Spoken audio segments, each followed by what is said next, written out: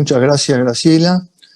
Bueno, es para mí un gusto compartir con quienes hoy han dispuesto su tiempo para trabajar juntos, reflexionar sobre lo que el título que convocamos nos invita y con el cual nos interroga. Ya hemos escuchado varios trabajos de los colegas que me antecedieron. Bueno, eso me ayuda para desplegar lo que hoy quiero compartir con ustedes.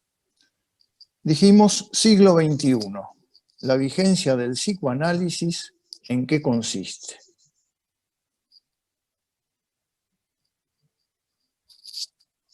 Es con este título que hoy convocamos nuevamente a esta serie que se inició como Retorno a Lacan desde Buenos Aires. Siglo XXI.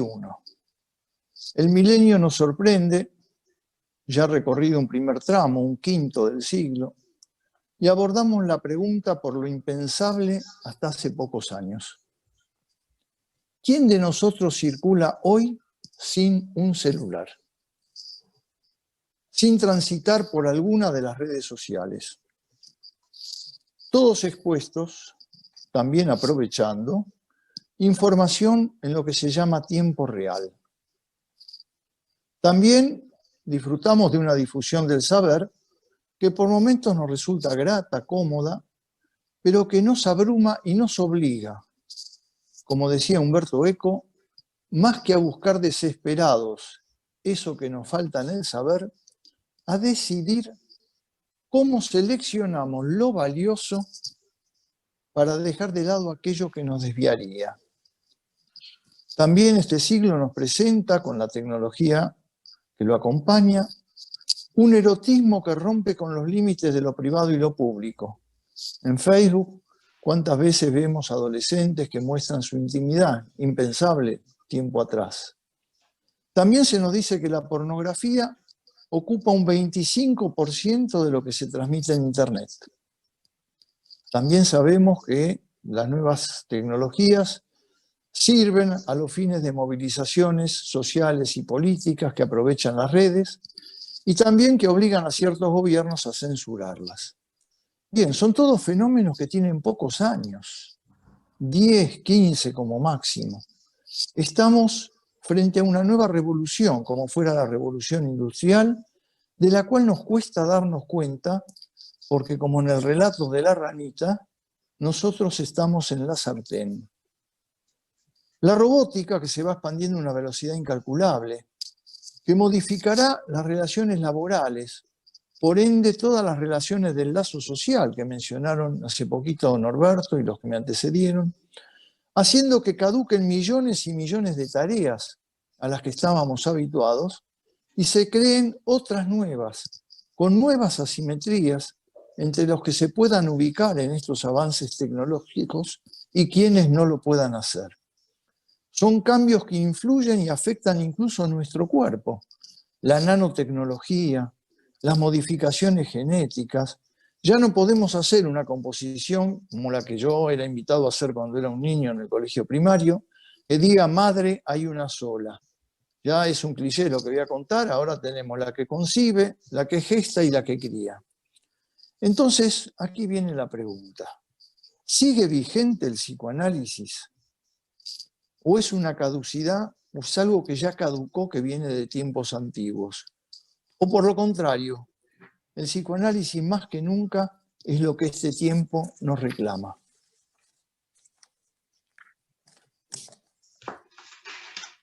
En la contratapa de sus escritos, Les Écrits, publicado por los años 60, Lacan decía que el psicoanálisis se inscribía en la tradición de las luces.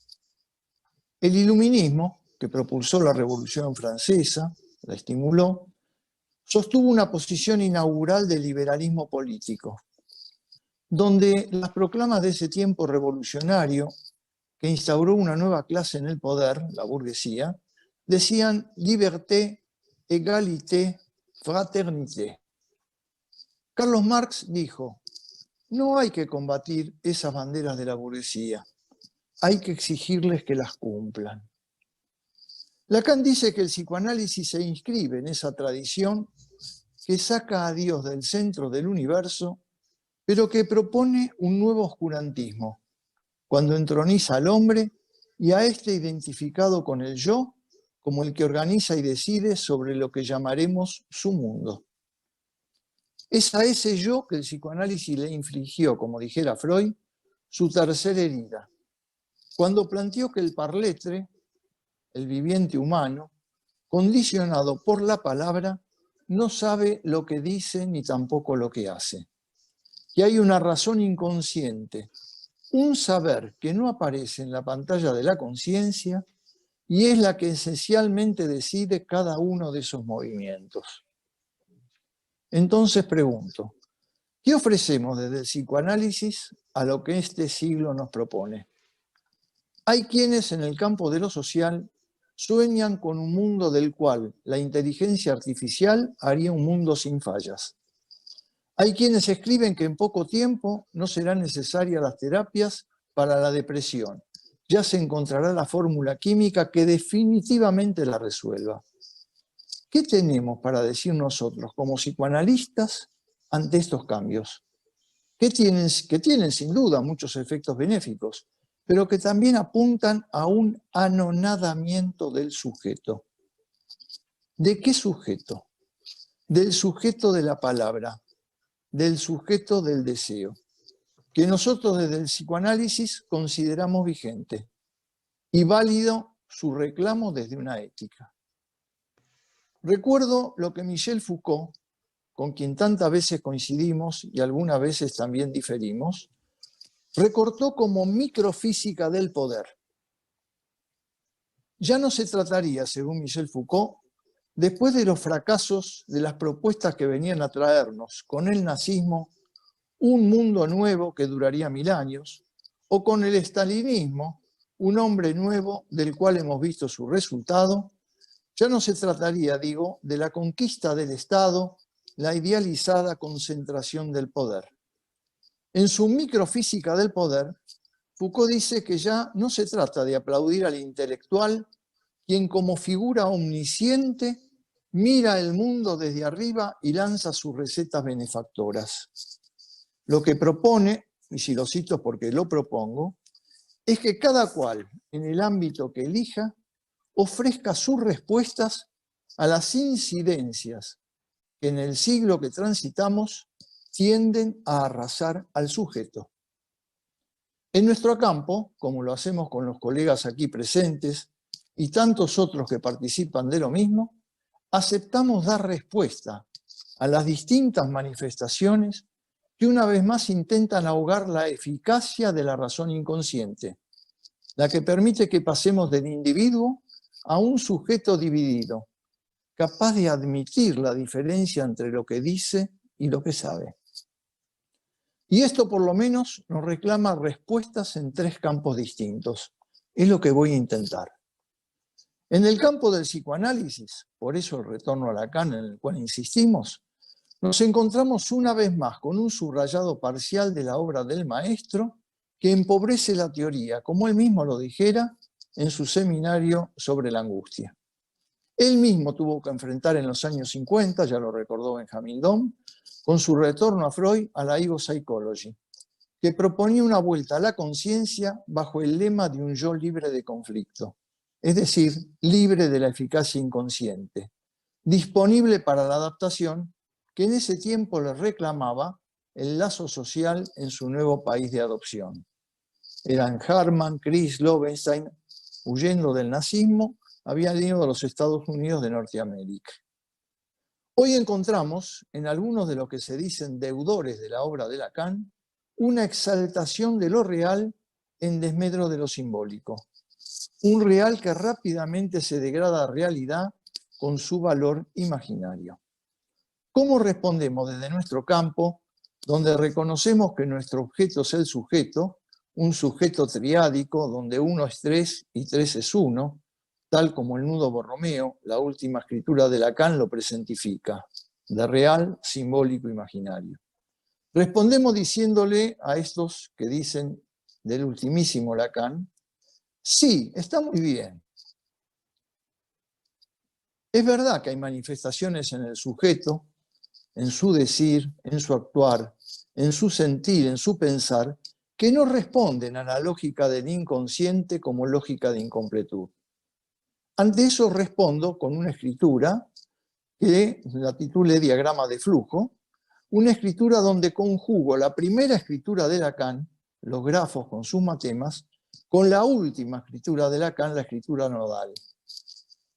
Para los que lo quieran recorrer específicamente, el tiempo no me da para hacerlo ahora, bueno, pueden verlo en El Senderos del Análisis, un libro de mi autoría, o en el último, Retorno a Lacan, una clínica del sujeto. Y digo que muestro en ese diagrama de flujo que efectivamente desde las tentaciones del ello o desde los mandatos del superyo, hay tentaciones y mandatos que pasan por el descolador del inconsciente y consiguen pasar de mandatos superyoicos a ideales propiciatorios, o de tentaciones ilimitadas a pulsiones enlazadas al deseo, las que permiten el goce que hace grata la vida. Pero les reconozco, a los que quieren hablar del ultimísimo Lacan, borrando lo demás, como dijera Benjamin Dohm, les digo, sí, también es verdad que hay tentaciones y mandatos que no pasaron ni pasarán nunca por el colador del inconsciente. Y esos requieren otro tipo de intervenciones. Por eso, que hace ya algunos años, propuse que el analista no solo interviene con la clásica interpretación simbólica, también interviene desde lo real y desde lo imaginario, en la medida que siempre apunta a lo que es su verdadero objetivo.